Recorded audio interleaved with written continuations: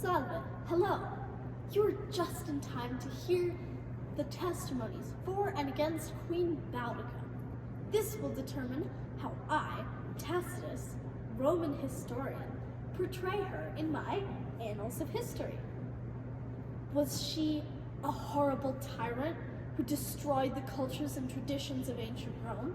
Or was she a hero to her people who tried to bring them the freedom and justice they deserved? Our story starts way back in 43 BCE, when Emperor Julius Caesar discovered and invaded Britain. Now, he was soon able to assert peace between himself and his subjects there. Much later, in 53 CE, Emperor Claudius led an epic invasion to quench the growing flames of rebellion. He was expanding the Roman frontier rapidly at this point, and they had already conquered southern England, Wales, and Scotland, until they came to what is now called East Anglia, where the Iceni presided. And man, they raised a ruckus.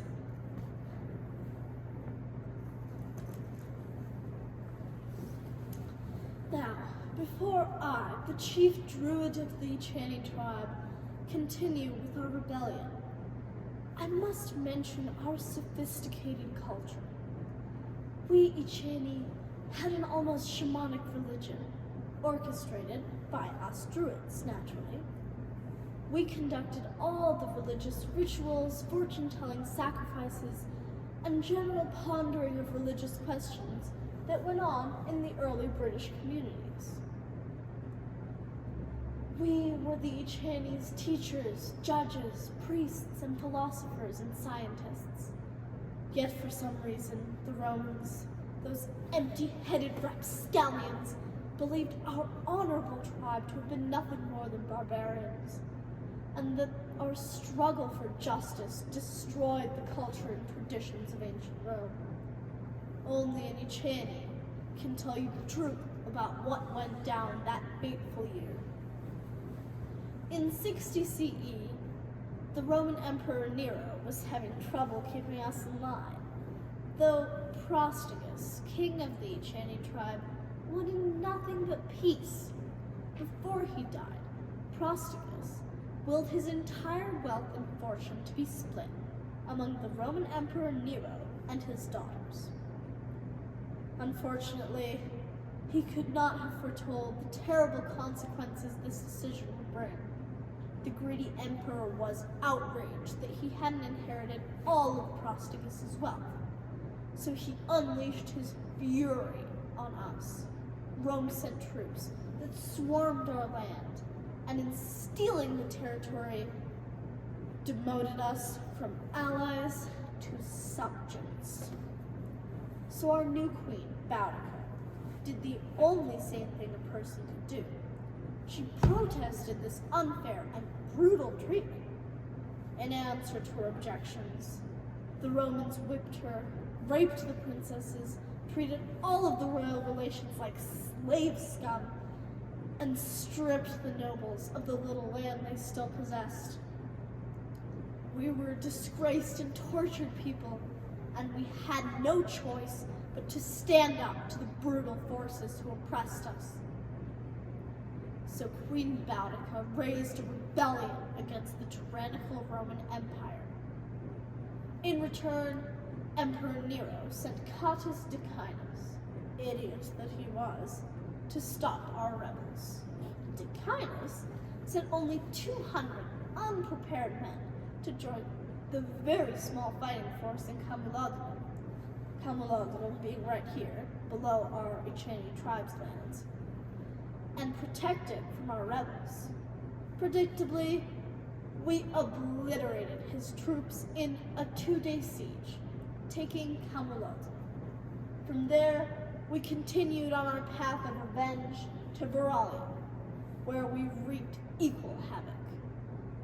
Meanwhile, Suetonius Paulinus, the Roman provincial leader, decided to abandon his defensive position in London, leaving all those who couldn't march to safety at Queen Boudica's merciless hands. We swept in, killing, looting, and burning everything in our paths. You see, we didn't have room to store prisoners, and the glorious Roman Empire wouldn't have conducted civilized debates with us heathens to buy their release anyway. So we had to kill everyone we came in contact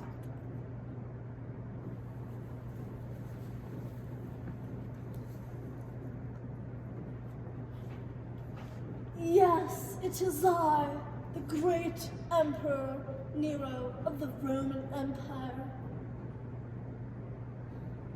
Thankfully, the Iceni would soon meet their fate at the Battle of Watling Street against Suetonius Paulinus, my Roman provincial leader. Paulinus had 10,000 troops under his command. The Iceni were an uncountable mass, with no formation, armor, or military supplies. They charged first, the Iceni, that is. They were jovially singing and yelling. The Romans threw their javelins and ranks were broken, free for all. My Roman Empire descended upon those rebels with a vengeance, killing everything in their paths. The Iceni's only escape route was blocked by their own wagons, the battlefield being narrow, gorge-like. Suetonius's troops were fueled by rage, blood, and adrenaline, and they completely massacred the Iceni, killing nearly 80,000 of them, which was as many Romans and their supporters as the Iceni tribes had killed in Camulodunum, Verulanum, and Londonium put together. In the midst of this bloodbath, their beloved Queen Boudica committed suicide by poison. After the battle was over, the combat zone was stained red with victory, and piles of the gutted subversives lay strewn all over the place. Those who survived, the Iceni, that is, struggled home in dreaded anticipation of the tempest of punishment that surely awaited them. And punishment they would receive. We destroyed their crops, already depleted by the neglect they had endured during the revolution, by draining away all the water. We enslaved and persecuted the Iceni. We burned and collapsed their temples. Suetonius himself destroyed their weapons, buildings, and he burned their people.